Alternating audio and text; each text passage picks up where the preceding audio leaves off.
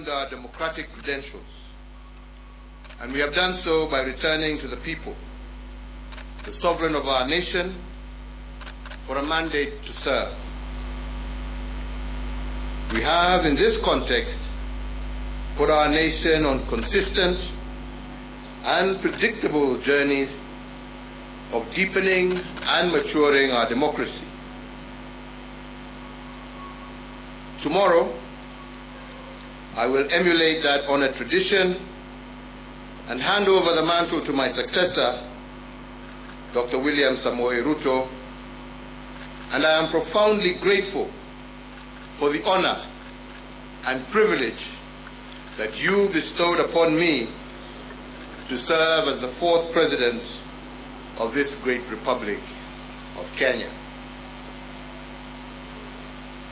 In my service to you, the people of Kenya, I was supported by a cabinet, principal secretaries, holders of constitutional offices, security agencies, our ambassadors and permanent representatives in all our missions abroad, and indeed by all public servants. But most importantly, you, the people of Kenya, have walked with me each step of the way, cheering me, but also chastising me as the occasion dictated. To you all and to all those who have served with me during my tenure as president, please accept my immense and deep gratitude. So, fellow Kenyans, tomorrow's inauguration, the last step in a process of electioneering, is a moment for us to come together as one people to pursue the promise of Kenya as destined by God. This afternoon, ahead of tomorrow's inauguration, I hosted the incoming president, Dr. William Samoei Ruto, here at State House, Nairobi. As you are all aware, the transition process commenced on the 12th of August, 2022, and over the last few weeks, the doors of State House and the office of the President have been open to the technical teams from the office of the President-elect so as to facilitate a smooth transition and handover of power. This afternoon's meeting between the President-elect and myself is the final step in that process. Fellow Kenyans, the work of building a nation is a continuous endeavor passed from one generation to another, from one administration to the next. And this in an unbroken chain that seeks to progressively build a more united, equitable, and prosperous Kenya. On my part, as head of state and government, I hand over leadership of a nation that has undergone consequential transformation over the last decade in every aspect of our national life. With the mandate you bestowed upon me, my administration, together we have fostered an integrated devolution as a way of life in our country. We have reinforced our educational and technical excellence, and we have also successfully led the nation through the worst global health crisis in over a century. We also turned a number of challenges that we inherited and those that emerged during our tenure into areas of opportunity for a better Kenya. The baton we received from the late President Mwai Kibaki was carried through. We built on his legacy and indeed on those of the previous two administrations in every area of public life. We built on the late President Daniel Arap Moi's love for education that was further built upon as free primary education by President Mwai Kibaki, and with the mandate that you gave me, we institutionalized free secondary education, thus heralding a 100% transition from primary to secondary education. To further enhance the competitiveness of our workforce, we have placed the nation on a pathway to competency-based curriculum, which institutionalizes a system that seeks to nurture creativity and innovation in our children. Aware that insecurity can break the chain of our national development and deter the realization of the national anthem's promise of plenty within our borders, we have built on the work done and created a much improved security environment. Critically, we muted the wave of terror attacks that had placed a stranglehold on our nation, reduced crime rates, and secured significant progress in terms of illicit trade in firearms and other long-standing security challenges. We achieved this by retooling our security organs and making them more capable to address the dynamic, contemporary security challenges that Kenya faces. To realize the dream of equitable development, we have fostered and given impetus to the devolved system of governance. In line with the 2010 Constitution, we institutionalized devolution and forever changed the face of Kenya. Through devolution, government is now much closer to the people, with Kenya shillings 2.5 trillion transferred by the national government to the counties from 2013 to date. Now wananchi's needs can be heard and addressed in real time, and the funding transferred to counties can be better aligned to the priorities at the local level. With the mandate you gave us, we pursued the vision of previous administrations for greater economic integration within the East African region and led the push to admit the Democratic Republic of the Congo into the East African community. With this singular move, the East African Community Common Market grew by 90 million people, yielding an expanding market of 300 million persons and the consequent enhanced opportunities for Kenyan enterprises. Building on the place of pride earned by our forefathers, we fortified our global footprint. Our non-permanent membership in the UN Security Council has amplified Kenya's voice on international peace and security matters.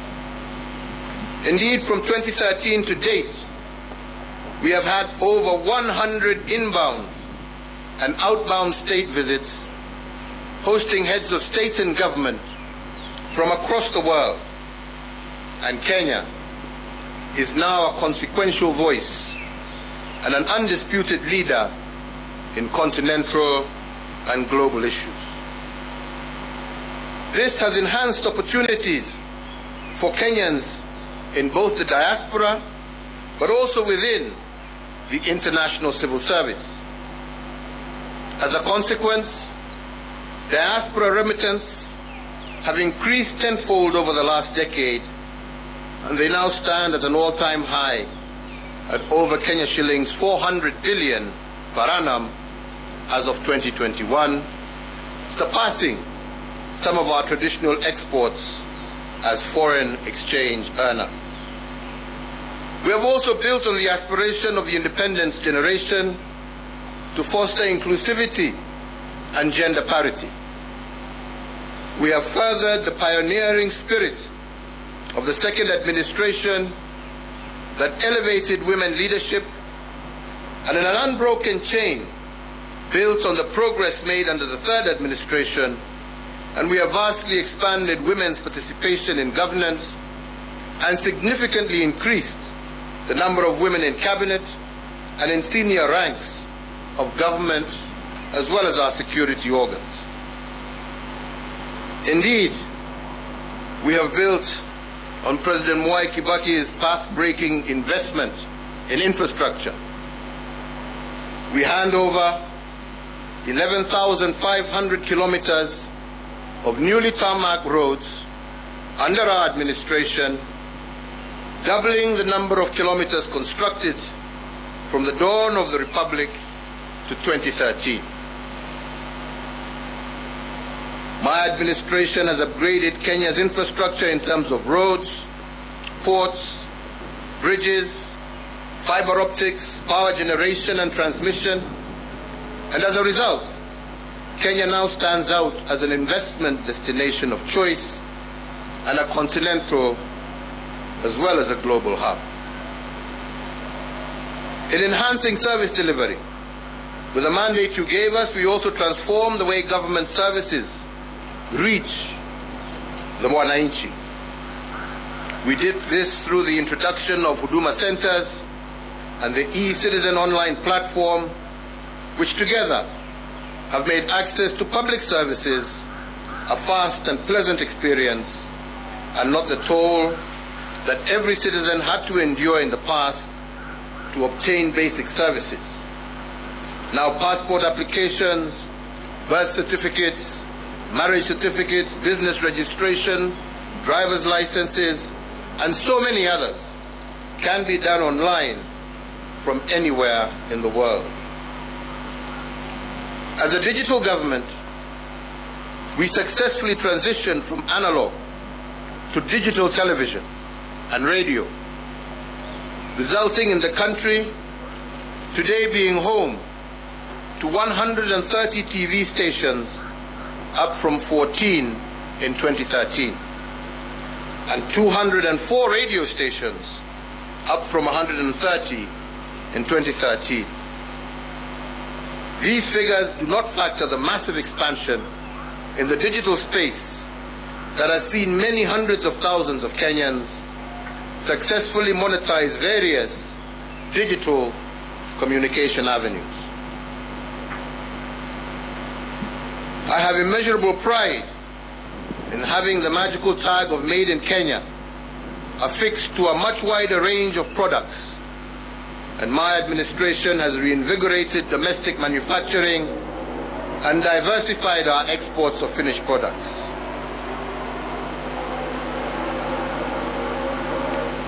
From my predecessor, President Mwai Kibaki, we picked up a country that was the 12th largest economy in Africa to its current position as Africa's 6th largest economy. We have almost tripled the wealth of our nation from a GDP of 4.5 trillion in 2013 to close to 13 trillion currently. Consequently, the income per capita also rose sharply from Kenya shillings 127,065 per person in 2013 to Kenya shillings 245,045 per person in 2021. This has seen Kenya graduate from a lower middle income country, and it is notable that if we continue on this growth trajectory, what this means is that by next year, we will join the league of truly middle-income countries. In another milestone as a mark of the growth that we have experienced, our tax revenues have more than doubled from slightly above Kenya shillings 800 billion in the financial year 2012-2013 to Kenya shillings 2 trillion in the financial year 2021-2022. The dream of our forefathers was to rid the country of disease, ignorance, and hunger. And to bring the nation closer to this goal, in addition to the educational gains I highlighted earlier, we have connected more than 13 million Kenyans to clean water and registered a 400% growth in the number of Kenyans issued with NHIF cards, with 17.1 million Kenyans currently issued compared to 4.4 million issued as at April 2013. To enhance access to health care, we have constructed countrywide an additional 1,912 healthcare facilities across all levels of care, representing a 43% increase in the total number of public health facilities in the country.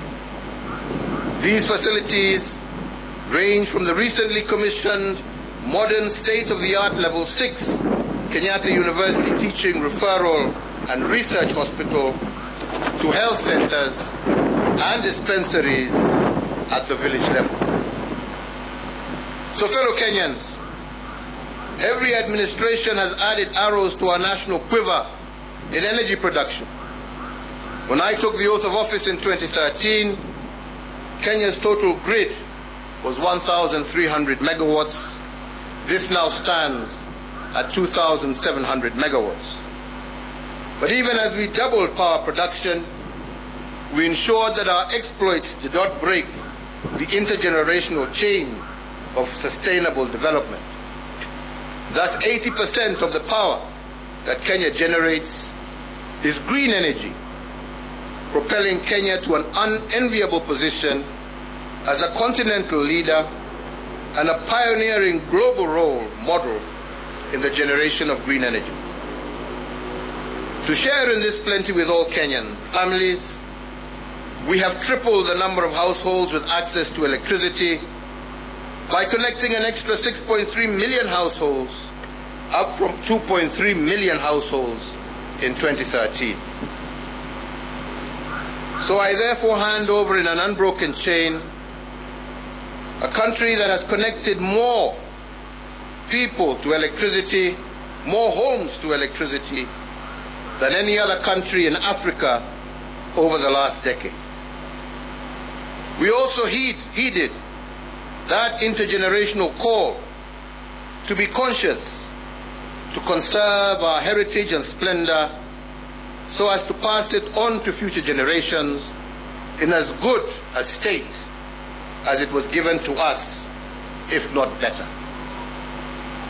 We have done this by leading a planting campaign where 1.34 billion trees have been planted, moving our forest cover from 6.99% in 2013 to 8.83% in 2022, and increasing our tree cover from 12.3%, thus surpassing the set constitutional threshold of 10% in a record 5 years.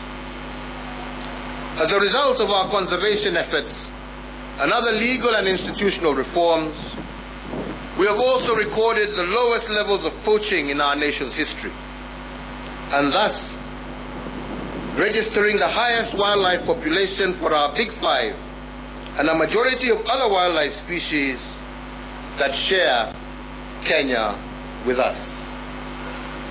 So, fellow Kenyans, while we have made remarkable progress, it is also important that I note and appreciate that building a nation is a journey. There is still much more to be done to move our nation to the next level of development towards realizing our Vision 2030. And the fourth administration, which I had the privilege to lead, has built on the foundation laid on others, upon which the fifth administration can also build. So, fellow Kenyans, let me conclude by saying that to serve one's country is the greatest honor any citizen can receive. It is a sacred trust, and it has been an immense privilege that I have not taken for granted. I thank you all for the immense opportunities you have awarded me to serve in various public roles over the last 2.5 decades, which have included, amongst others, Chairman of the Kenya Tourism Board, Member of the Jomo Kenyatta University Council, Chairperson of the Disaster Emergency Response Committee, a Member of Parliament for Gatundu South, a Cabinet Minister serving in the Ministries of Local Government, the Ministry of Trade, the Ministry of Finance, the Leader of the Official Opposition, Deputy Prime Minister, and as the President of this Republic for the last 10 years. In all the work I have done as President, and in every presidential decision I have made, and in every executive action I have taken, in every bill I have proposed and assented to, I have been guided by the dream of our forefathers, and that is the dream to eliminate poverty, ignorance, and disease, and to improve the quality of life of all Kenyans, and to create conditions for everyone to achieve their dreams. As a hallmark of our democracy, therefore, I will tomorrow, before God and you, my fellow countrymen, hand over the instruments of power to our new president at the Moi International Sports Center, Kasarani. And with that, the fourth administration will come to an end, and the tenure of the fifth administration will begin. My entire family and I join all Kenyans in wishing the very best to our next president, Dr. William Samoei Ruto, and extending to him our warmest congratulations for receiving the mandate of Kenyans to lead us as our fifth president. And so, Mr. President-elect, as you walk the path to your inauguration and beyond, you will be the president not just for those who voted for you, but for all Kenyans. In the prophetic words of our national anthem, we are summoned to purposefully dwell in unity, peace, and liberty, working hard and together so that plenty may be found within our borders. I therefore wish and pray for your success, as your success will be Kenya's success. I thank you all. May God bless you, and may God bless this great Republic of Kenya. Asante sana.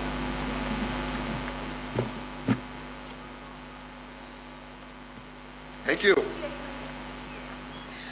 President Uhuru Kenyatta live from State House in that address which we could call